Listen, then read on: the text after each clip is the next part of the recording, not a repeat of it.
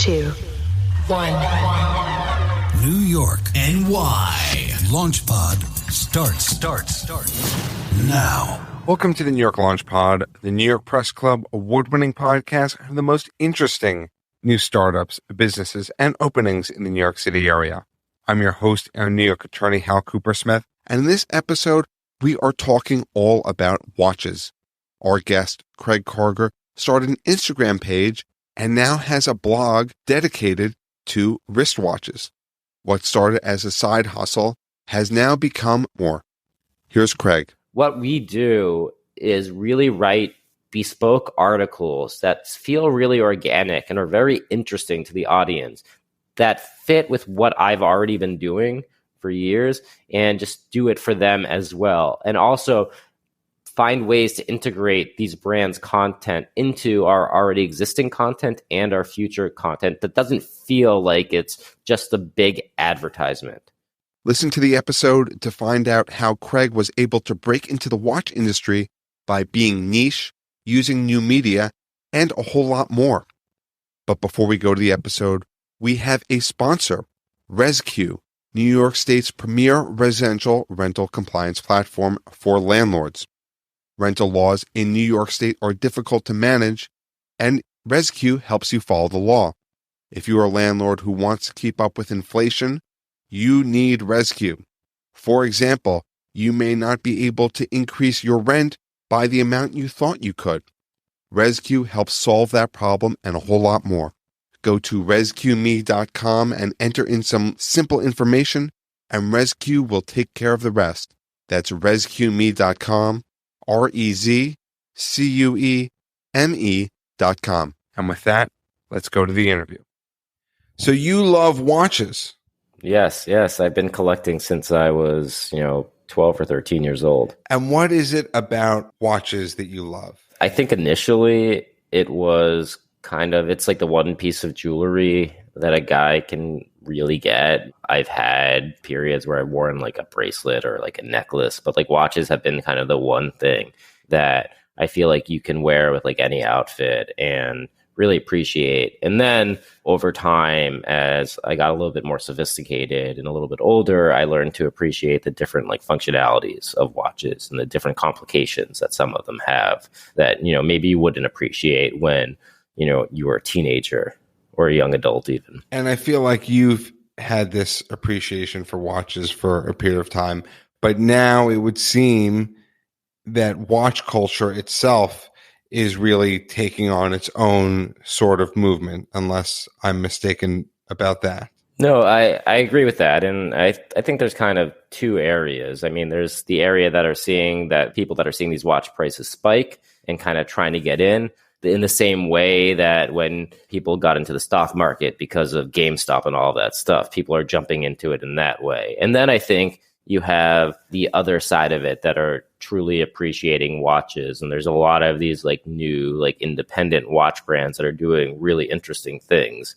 So I think there's two aspects of that, and then, with social media and everything, you can kind of see what celebrities are wearing. And there's a lot of watch spotters out there. And I do a lot of that. So I think it kind of, allows like another outlet for people to see what celebrities and famous people are doing, kind of imitate it as well. And so there's this whole watch culture, and you've had an interest in watches yourself. Why did you decide to start an Instagram page, a blog dedicated just to watches? I was probably one of the earlier people to do it, and I started in, I think, 2015. And initially, I was kind of posting some watches on my... 7 years ago? 7 years ago, yeah. So I was initially posting some watches on my personal Instagram, and I had a friend or two that came to me and said, hey man, like, first of all, now my whole entire like Instagram explore page is just watching. And also it's a little bit obnoxious. And I was like, okay, point taken. So I created a second page, Wrist Enthusiast. And I was like, hey, I'm like smart enough. I like watches. I kind of want to be somewhat involved in the watch industry. I can teach myself how to like hack Instagram growth and get into the watch industry that way. And that's what I did. And so how did you get into the watch industry just off of an Instagram page?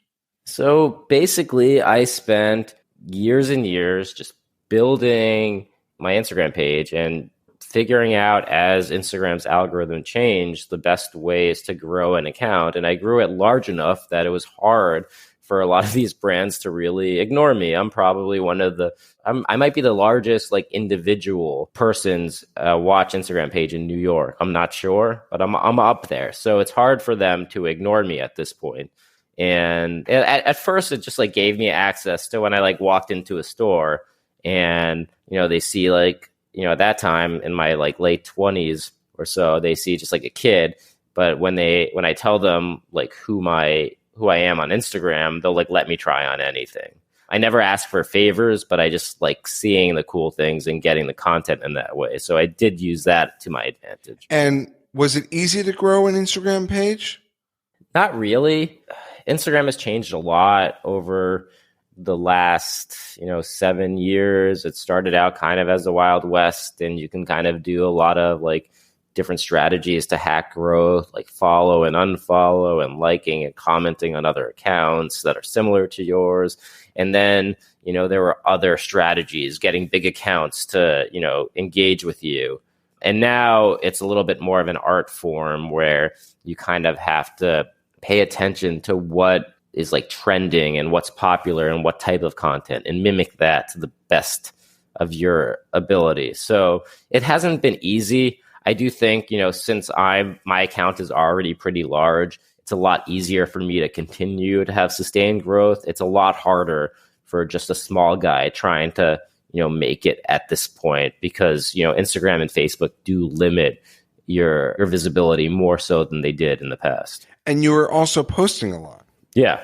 So consistency is key. You stop posting for weeks or months and Instagram will stop favoring your content and your account will be killed. So it's really, posting 2 to 3 times a day. I mean, you could post 1 time a day if your account calls for it, but posting consistently is like really important to continue to show up on your followers' feeds. And so you're doing all of this. You're posting at least 1 time a day, every single day? Yeah, I'm posting probably 3 times a day consistently every day. I launched a blog in August and I'm writing multiple articles a week. And I'm photoshopping photos that go along with the article to post on social media. So I'm doing all of this after I get home from work. So how are you getting all this watch content? One of the big things that I've done and I focused on, which I think is different from other accounts. So a lot of accounts will do what is called like celebrity watch spotting, which I do some of too. But I thought, everyone's doing it now.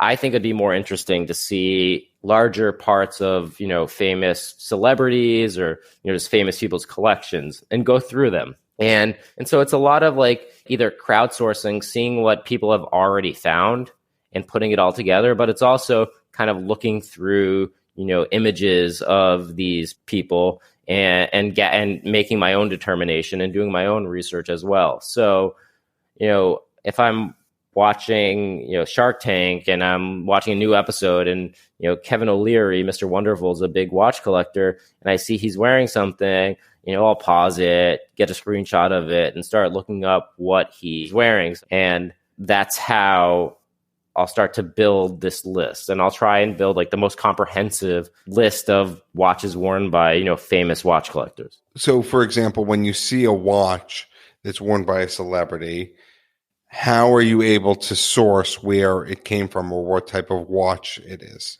I mean, I've just over the years become very adept at like looking at someone's wrist and kind of knowing what they're wearing. But sometimes it's a little bit more difficult than that because sometimes there are multiple models that look the same.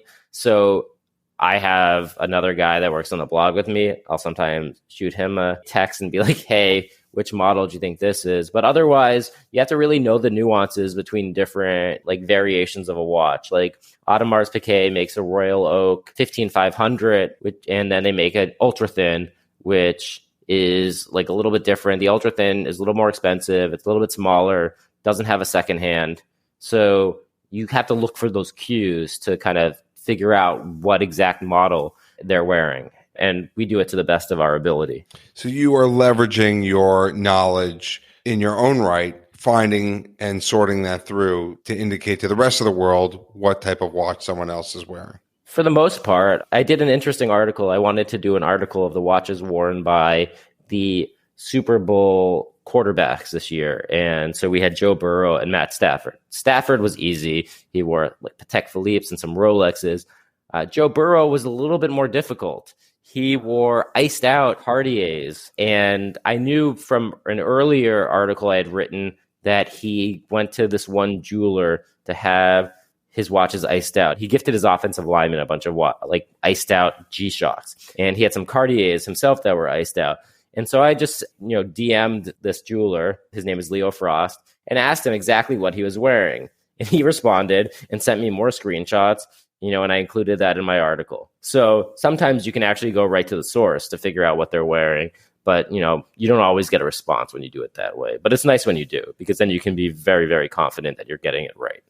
And where are you pulling the photos from for these celebrities who are wearing these watches? How do you go back in time and find what watches they're wearing?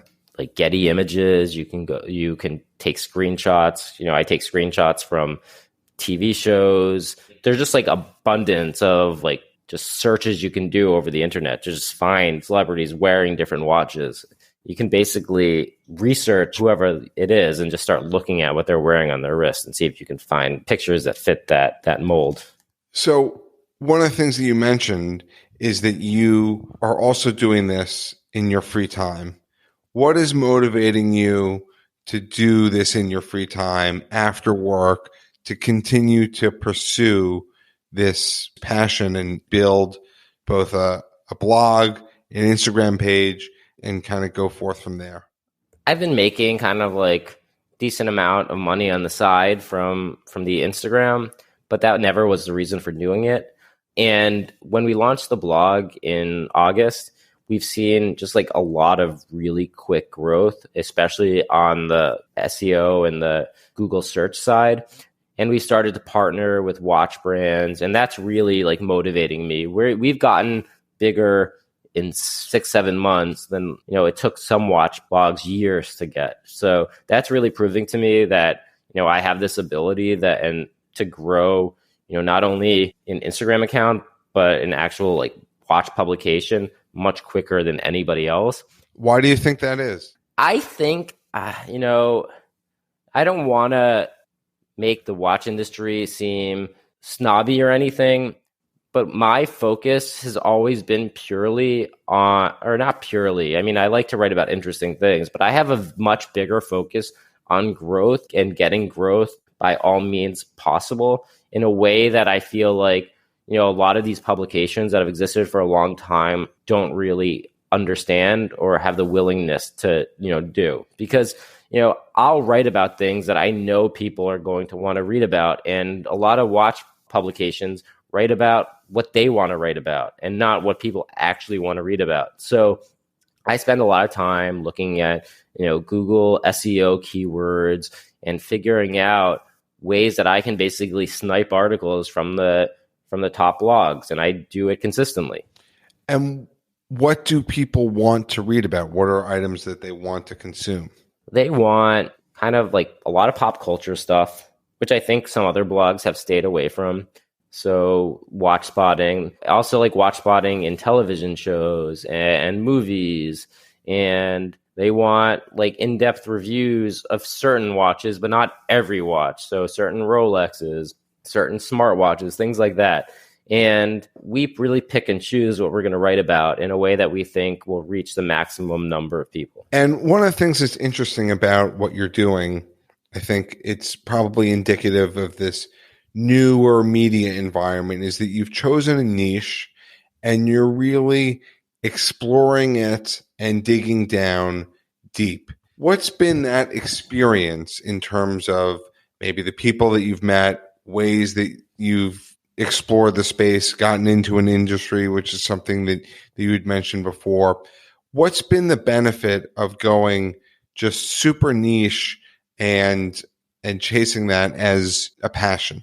I think it's provided me just like access to people in the industry and to be able to, if I do want a piece, I can, hopefully find a way to get it. Not that I can like cut the line or anything, but that's one thing that's really, I think I benefited from. The other thing I think is that I get access to just a lot of like really cool watches, not to keep, but to review and spend time with in a way that I never would have. I had this really cool MB&F horological machine. It's called Number 9, which is this crazy complicated like piece of art. That's a $200,000 watch that I got to, enjoy for a month as if it were my own, so I could review it. And you get to talk to the people that create these watches as well. So that's something that I never would have been able to do or get access to without, just having been so deeply ingrained in this industry for so long. You mentioned that you've gained some revenue from what you're doing, but still working. You're also emblematic of a culture where you have a full-time job and this is kind of a side hustle, side gig. What do you see as the path to monetization and taking this from pure passion to a full-time business, which a lot of entrepreneurs have certainly done before?